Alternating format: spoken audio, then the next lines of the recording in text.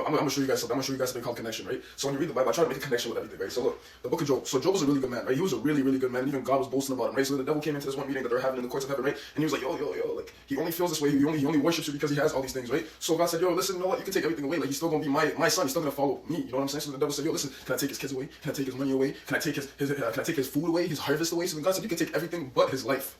You know what's crazy? Here's the misconception a lot of people think. A lot of people think that Job lost everything and just remained hopeful. Let's read a verse right now. If only my anguish could be fully weighed and put on a scale together with my calamities. For now it is heavier than the sands of the sea. This is why my words have been wild talk. Bro, Job was pissed. So his wife was like, yo, listen, like, just curse God. Like, he took everything. Like, why do you still remain so faithful to him, right? No, I'm not doing that. You know what I'm saying? You either get with the program or you're out, because I'm not doing that. You know what I'm saying? He's really going through it. All he has to do is curse God, but you know what he told his wife? He said, yo, do not even fix your lips to even say shit like that. Okay. That might have went over your heads.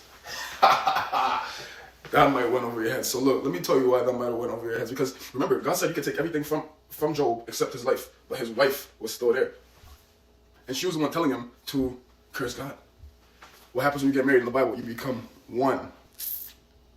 Adam and Eve in the garden, they were one. That's why they got punished together. You know what I'm saying? Yeah, they had different punishments, but they got punished together because they were one, right?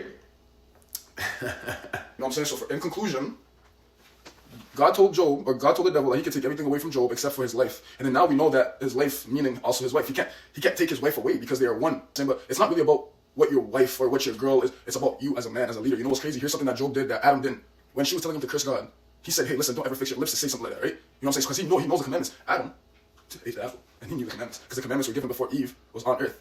So before Eve was made, because if you look at the verse, it says, oh, do not eat from the tree of knowledge. And the next verse, that's when he made Eve.